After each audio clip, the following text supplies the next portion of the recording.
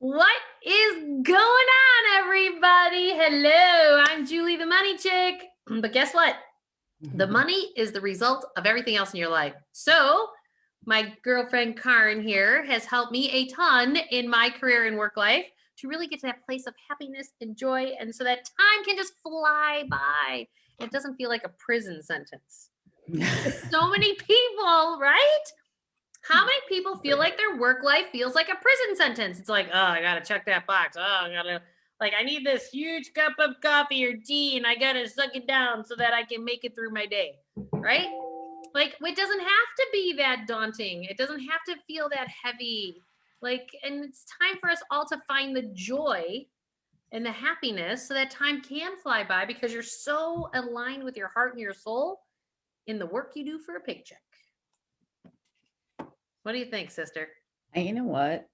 The thing as you were talking, the thing that popped through my head was the people who may hear that and feel like you're smoking something, Julie.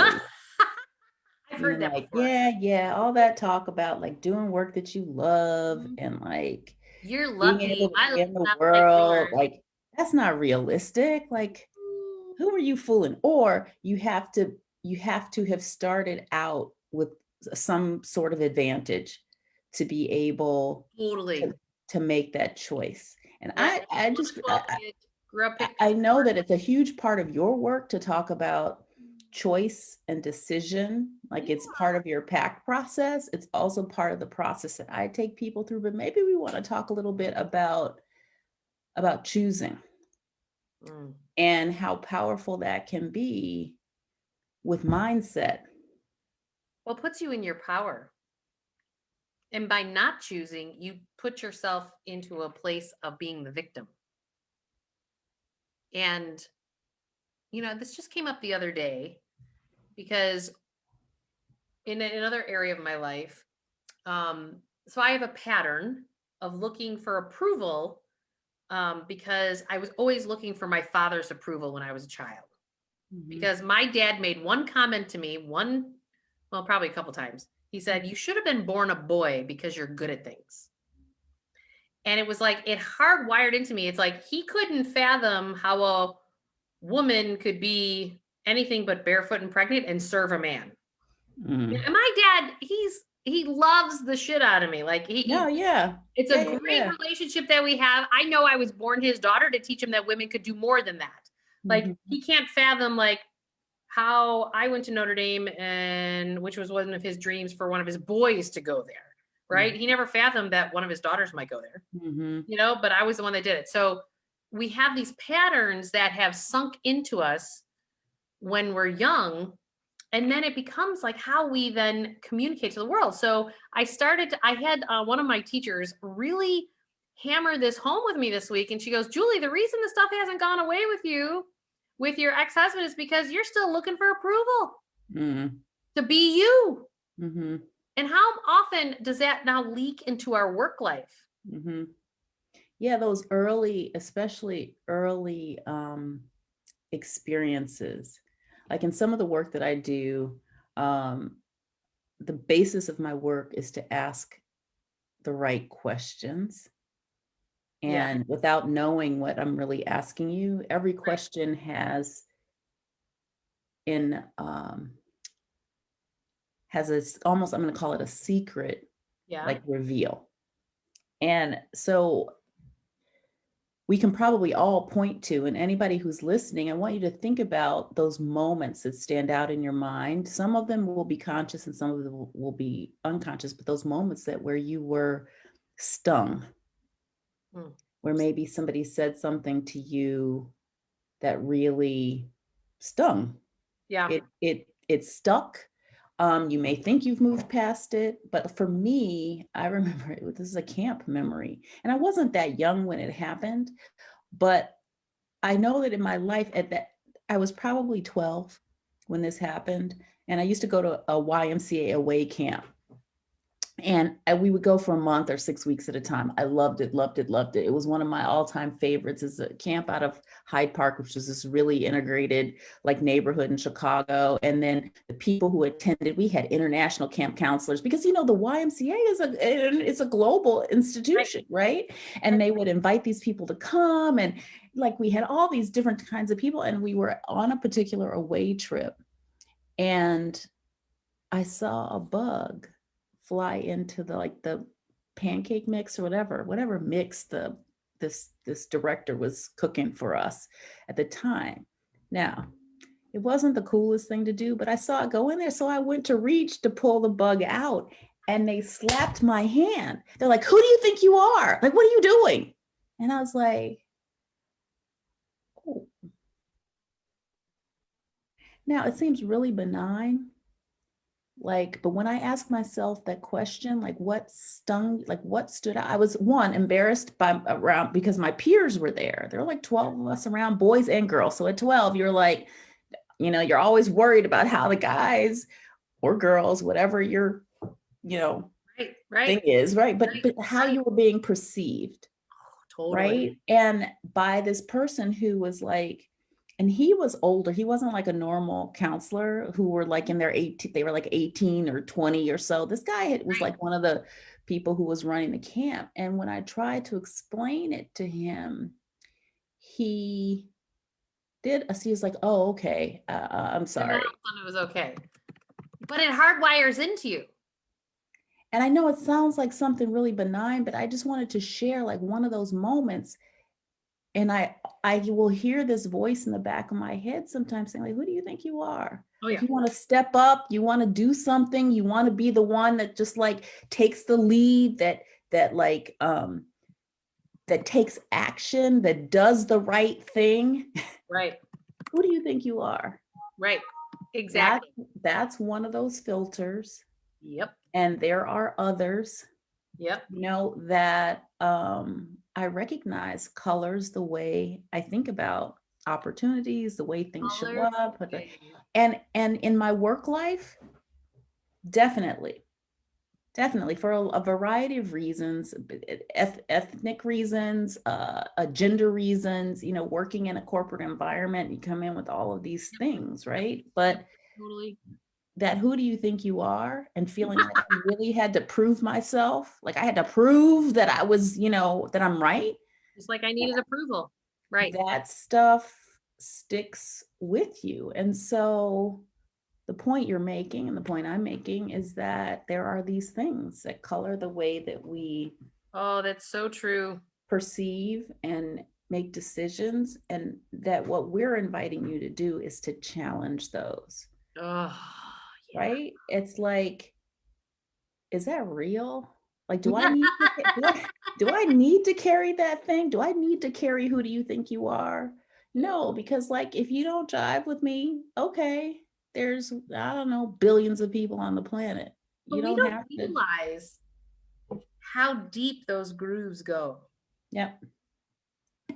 Like when this teacher, like I've known my father said that to me years ago, right? Mm-hmm. But when she said that to me again the other day, going, this is why the patterns keep repeating in my life. Like I think about, I went into a finance career, predominantly all men. Mm-hmm. Like when I first became a financial planner, my husband, when I was married, loved going to all of them because all the gifts and all the door prize stuff were signed footballs by professional sports players. They were golf shirts. They were like, he'd get the loot. Mm-hmm. He had more autographed stuff, but there was never anything for women because there were very few women financial planners. Mm-hmm. Not so much today. Yeah. But it was like out of 1,000 financial planners, there were 2 financial planners that were women. Right. And I watched myself through the years try to get the approval, just like with my father, that I was enough to be at the table as a financial planner and a vagina at the same time. You know, it was like, you know, and once I started to go, oh, I need to let my own freak flag fly. Like that's where that came from. Mm-hmm. That came from, you know, the work that I was doing with you one-on-one with that group of ladies, if you remember back in the day. Oh yeah. That it was about, I had to let my freak flag fly and stop being a dude in business. Right. Like, stop dressing in the financial blue suit. Stop like being in that mahogany desk office. Stop. Like, I had to be Julie in finance because I no longer needed approval. Yep. And it was funny. It even got to the place of, well, they don't really listen to you until you have, 100 million in assets under management. I have almost 300 million in assets under management right now. And you know what? That feeling doesn't go away of needing approval until you start to realize that you are enough, or Yeah. slapping your hand like you're going the wrong direction. Like, I want those of you who are watching to really dig down and say, like, what are those patterns in that solidified when you were a kid that are leading you to the choices that you're making in your work life? Because they are repeating patterns. Yeah. And it's about being conscious to them and bringing them to the surface. Yeah. And this is work that you don't have to do alone. Right. We invite you to join us or to listen in weekly, join us. But it's, the point is, 20 years ago, 30 really for me, 20 for Julie, when we started working, the work world was really different. Right. And it was more challenging. It was harder. And it felt like the only way to get in certain doors was to mimic what men were doing. We haven't conquered everything, but I'm telling you, especially for the ladies, it has never been easier to choose to be you and bring your juice, whatever that looks like, to the table. Yep. Like if it's something you've always wanted to do, or you feel burdened by being pinned in or like boxed in or having to live or behave a certain way. Yep. Now is the time. It's actually never been better to choose you. And you have to make that decision to step into that you are the most important thing in your world. Right. Like, there's lots of, I was raised Irish Catholic. You were not supposed to do for yourself before you did for others, because that was not the Christian thing to do. Right. And guess what? That didn't actually serve me very well, because it's not that you don't help other people, but don't leave yourself behind. Right. And we were told to give up. Even me being one of 12 children, it was like, you always gave to the pack of people that lived in your house. And it was even at your own cost. Yeah. And I'm constantly telling people, no, it's just like on an airplane. Oxygen mask on you first. Yep. Even if you have a kid sitting next to you.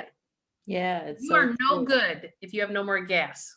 And my model, and when I'm helping people to define their niche or design their businesses, is that it's possible to be fed while you're feeding and serving others. But you have to consciously, one, understand who you are. Right? Like, what makes you you, what feeds you, what you need in your life to feel energized, motivated, inspired, called forward, and build elements of that into what you spend 8 to 10 hours a day doing. And even if you work for someone else, it's possible. It is possible to bring these elements into your work environment so that you are in fact being fed as you are feeding others. And that is the way that you get your oxygen mask at the same time. It's not a binary circumstance. It's not like an either or, either you get fed or they get fed. No. Everybody gets fed. It's possible for everybody to be fed. Yeah. I had one of my brothers that said to me, Jewel, all these people, and this was when 2008 and 2009 hit, he said, all these people are worried about losing their jobs. Here's the thing. If you're a damn good employee and you do a damn good job, you are never at risk at losing your job. Mm-hmm. Because even if you physically lost the job that you're at, when people know that you're available, you're scooped up really damn fast. Yeah. Yeah. So most of us, I always tell everybody, it's a gift when you are laid off from your job. And here's why it's a gift. People are like what? I lost my what? Runs Run that by me again. You're like, again, you're smoking something, Julie. What are you smoking? No, it's an absolute, sorry. It's an absolute gift. Why? Because I know, and Karen, I know I don't seem like I've worked as long as you. 27 years. I'm in my almost 28th year here being a financial planner. All right. I know, right?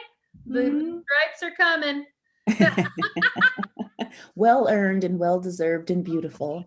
Oh, yes. When I lost my train of thought. What was I saying? You were talking about when, oh God, we got totally distracted by the like beautiful grays. We were talking about making a choice. Oh, yeah. Working. When you're laid off and it's a gift, that's where we're Yep. going. So I have a really dear friend of mine for years. She was an accountant and she worked for an accounting firm.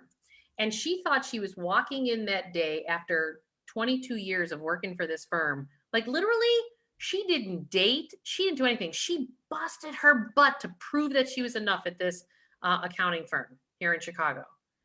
And she thought the day she was going to be made partner, because it was what she totally worked for, they literally said to her, unless you have a severe shift in your personality, you will never be partner at this firm. So we've decided to let you go.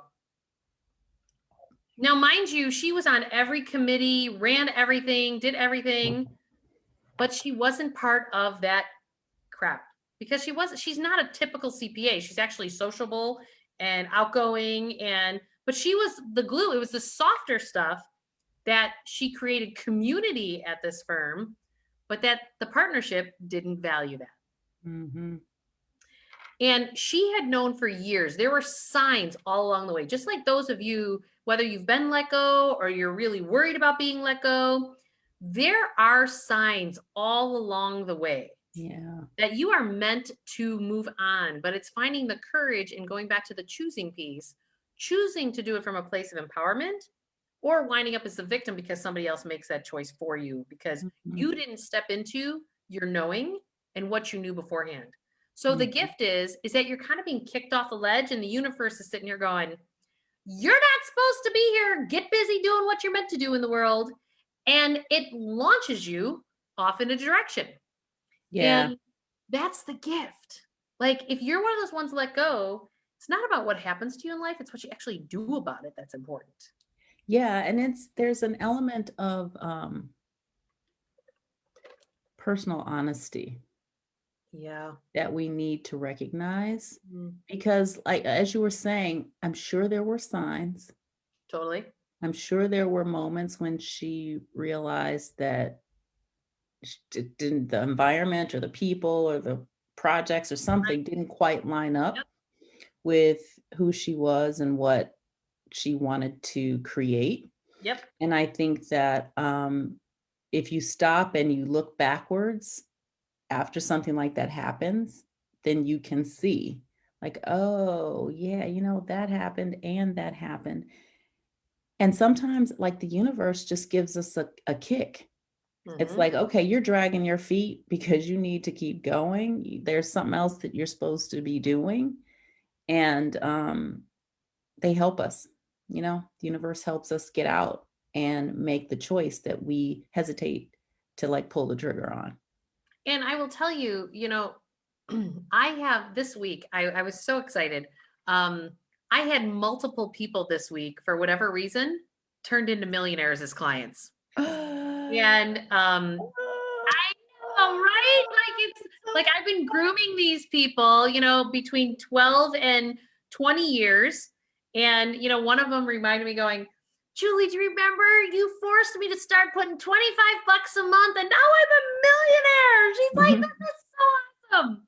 And all along the way, if I look at what's the common thread with each one of these people is that I kept pressing them to get to that next right step for their lives. Even when they had all those crabs in the buck telling them going, are you sure you want to do this? Are you sure you want to? And I just kept like pushing them off the ledge, keep going, come on, it's going to be fine. And then they learned to trust that it was okay to step out And again, money is just the result of these Yeah. things, Yeah. right? Money is only the result. And so you just have to keep trusting your knowing, and it'll all show up. And so if you're feeling this discontent at work, like it can be as little as like I'm not real excited and it's okay. Like that could be the discontent. It doesn't have to be in crisis mode yet. Yeah. No. And you know what? Like it's not serving me. Like Those subtle discomfort, like right. the little subtle stuff, is more insidious. And it's unlikely in a work environment unless it's really toxic. It's more like death by 1,000 cuts, like, or water dripping. That's worse because you will put up with, tolerate, yield, allow for much longer than you really want to, because it's not that bad yet. Well, or even being forced home because of the pandemic. Like you're like going, oh, I don't have to see those people anymore. I don't have to be around those people. I've kind of got a breath of fresh air. I'm going, this is not the time to get lazy. This is the time to really map out that ideal world, whether it's the demographics or the psychographics to what it is that you desire to call in. Yep. Because at some juncture, you're going back to see those people. No, this is back to those job functions. You can't hide here in your shorts or your underwear and a nice professional top on top, right? Like those days are gonna come to an end at some juncture. And the things that are pacifying you right now, that have made it more tolerable, if you will have a lot less tolerance once we're forced back into that place where the things that made you feel discontent, they're gonna rise to the surface. And that makes me think of like an exercise, and I'm sure you can think of one on your side too, which is like, this is the perfect time to make a list of when you do your best work. When you are doing your absolute best work, when you're able to show up, when the ideas are popping, what are the circumstances that contribute to that? And just write that down. Right. Just like notice, go back and think like, well, I have time to work alone, and then I come together with a team and we, bat some ideas off of each other. Or when I'm given very explicit directions, I can run with that. Like whatever that is for you, take a minute and write that down, because it's so powerful to be really clear, because when you're clear about how you can do your best work, you can communicate that with other people, or you can evaluate an environment for whether or not it's serving you, right, so that you can do your best work. Right. If somebody's constantly helicoptering you, you're like, no, I don't do well with micromanagement. Right. Well, there might be an opportunity for you to change that, or to negotiate something different, or to move to a different group. But until you're clear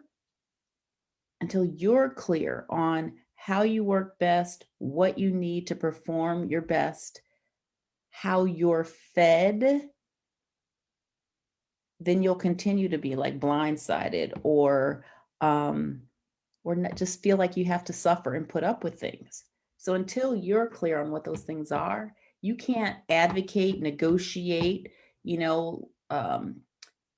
push for. You can't do any of that, because you don't know.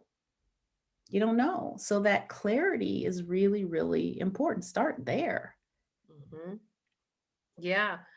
And it's really about, I know some people don't even know how to get to that place of clarity, but I think it's important for you to recognize that you're searching for that clarity and start asking those questions, because here's what starts to happen. It's like, I kept saying, like, I'm not really sure exactly how I want to let my freak flag fly work wise, but I knew it wasn't a mahogany desk financial firm. One of those big, clunky, like dark cherry. We are rich looking and very traditional, and you better fall in line because we know better than you.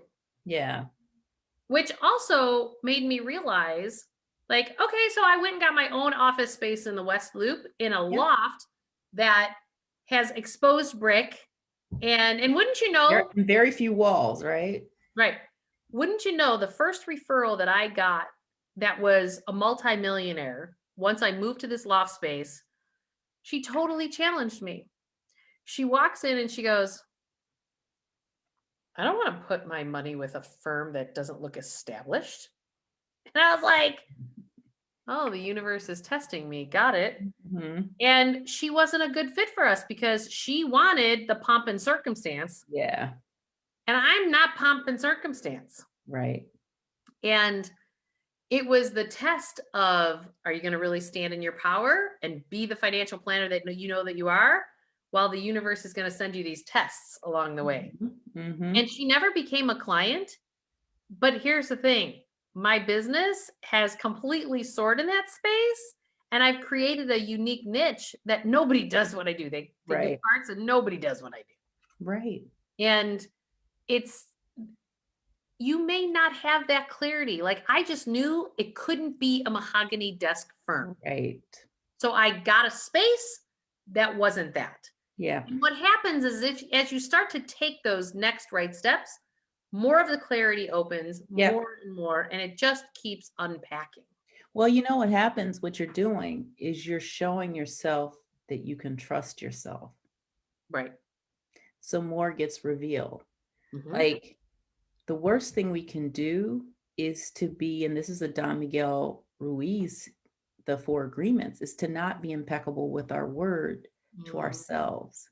Oh, that's a big one. Right. So if you know you're getting signals that something's not right, but you're ignoring it, what you're reinforcing is not trusting yourself Right. and not being worthy of making changes that would benefit you.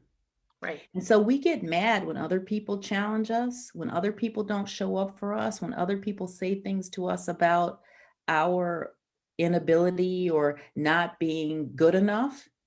But every time we ignore those signals, every time we don't listen, we push aside those signals that come to us, that Right. is exactly what we're saying. And so the outside world is reinforcing what we're already thinking and the way we're behaving with ourselves. Right. So it's just mirroring. The outside world is always doing mirror work. So That if, we don't realize we live in a hologram. right, That whatever's going on the inside shows up on the outside, but we always think it's the correct. person. Correct. And it's Like, never oh, I don't like that guy because he's always coming at me. Well, you know what? There is something happening that is registering that it's okay for him to come at you. right, because you have to have some heal inside of you to get to that next right step. Right. Right. And you will continue to attract the same employer Same energy, type. Mm-hmm. right? So, like, if you tend to work your butt off and completely get taken advantage of, and if you are that person, even if you leave your company because you're burnt out, blah, blah, if you don't hold healthy boundaries for yourself in the new place, It's going to happen all over it's going to happen again. all over again. So, like, in that interview process, you hold boundaries for, like, no, I'm worth this amount of income, and that sets the stage for what is to come. Yeah, and this is it's going to be a little indirect, the the link I'm trying to make now, but the link between what you do and the work I do is that to be economically empowered, meaning you feel some level of security with your finances, changes the way you're able to walk in the world. Totally. And because you are holding yourself differently, Mhm. like even if it's $25 a week or $25 a month, you Right. know that you are showing up for yourself. And Mhm. over time, what you demonstrate is that you can trust yourself, that you show up for Right. yourself, that you are making changes in your life that matter for you. Mhm. And it changes the energy. So the people on the outside that would normally be attracted to victim energy are not attracted to you. No, they don't even come near you. They won't come near you. It will change the way they interact with you Mhm. simply because you are holding yourself. Because you are different on the inside. So it was interesting. Let me take this to a personal level. So I, after getting divorced, didn't want to repeat the same patterns, but you still attract the same kind of dude, Mhm. right? They have similar backgrounds, different names, different faces. In my instance, I picked one with the same name, but Which is crazy, but yes, okay. um, but I had one of my coaches, the woman who I do Awaken Your Relationships with, point out to me. She said, Julie, he's not going to show up the same way because you have shifted on the inside. Yeah. And that couldn't be more true. I when she first said it to me, I'm like going, oh, come on. But it's our fears that make us believe that it's going to happen the same way as it did at the last employer or the last relationship or the last interaction with your family, like whatever that is. And it's not going to show up the same way because you've shifted internally. Yep. You are holding those boundaries that I am worth this economic output. I'm exchanging my time for money, Mhm. right? And if what is your time worth? I am constantly coaching women to just ask for the number. The worst case scenario is they say no. I've rarely seen an employer say no Mhm. because the woman always undercuts herself financially, always. And the men don't do that. Yeah.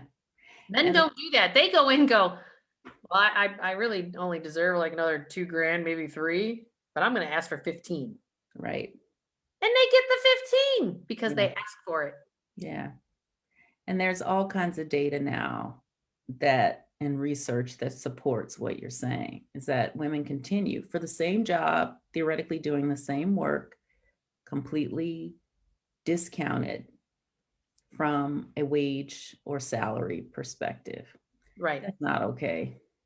But where the shift has to happen is within us women, Correct. not with the employers making sure they're paying the same. No. I mean, yeah, that's a component, but none of that's going to really actually shift until us females decide we belong in the salary ranges that are comparable across the board. Yeah. And it's unfortunate that we may have to fight for that in a way, but if you're not going to fight for you, who's going to fight for you? Oh, right. And all of these things lead to what we were talking about, that time flies when you're in a work life that you're paid appropriately based on how you feel your self-worth is, your exchange for time and money. Has Mhm. to do with the job functions that you're doing. Are you being fed on a personal level? Is your soul growing in Yep. the work that you're doing? Like I always tell people, like, do you love to travel and do you want to travel with your job? And some people are like, no, not for the next decade. I want an employer that's really grounded, that I punch the clock at 5 o'clock. I'm going home and I can put my kids to have dinner with them and put them to bed. Okay, Mhm. that might be it. You might be that person going, yeah, I want to get on a jet every week Mhm. and I want to fly around the world. I want to see all these places and I'm going to stay the weekends before I have to go to my next gig because I want to be nimble and have freedom. Like Mhm. these are some of those things that, is it feeding your heart and soul? What is feeding your heart and soul?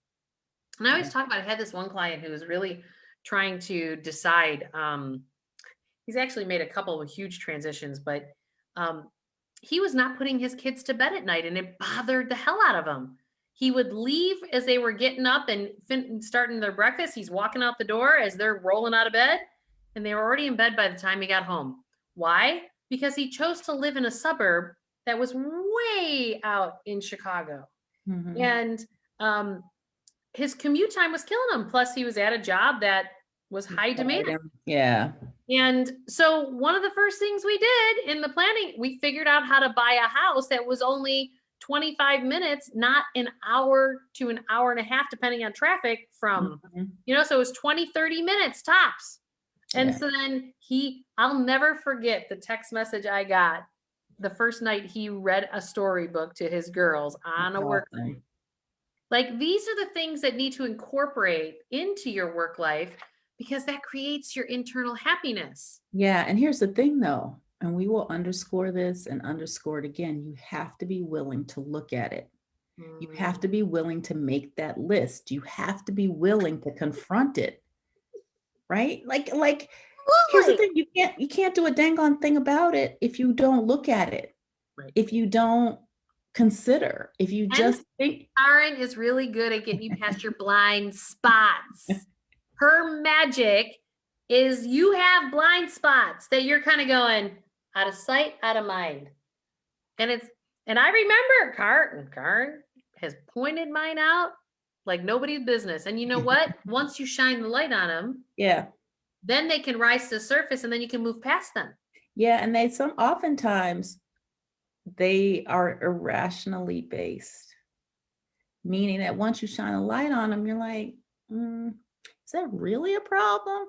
Actually, when I think about it, maybe that's not such a problem. And it's not until you shine a light on it that your conscious mind can start, like the logic. Everybody wants to rely on logic. That's not rational. That's not logical. Okay, that's step 2. Step 1 is, what is the issue? What is the challenge? What is the problem? And then you apply the logic to it. You don't start with logic. Well, I can't do this because, no, that's not the best use of that part of our anatomy.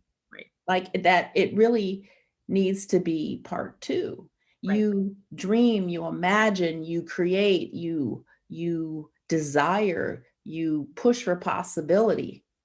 Right. And then you put the strategy behind it. Nobody ever launches a business. You don't launch any no new idea was created logic first. Never. It's always what, and then the how. Yep. So true. So true. But our formal education system has taught us that you have to figure that all out before you take the leap, and you don't. And here's the thing, you don't even have to leap. You just have yet. Like, we're not even asking you to leap yet. We're just saying, look at it. Totally. Would you just look at it? Would you just ask your heart what's true? What do you really want? There are times when I really go deep and I ask myself that question, like literally my body will start to tremble. Mm-hmm.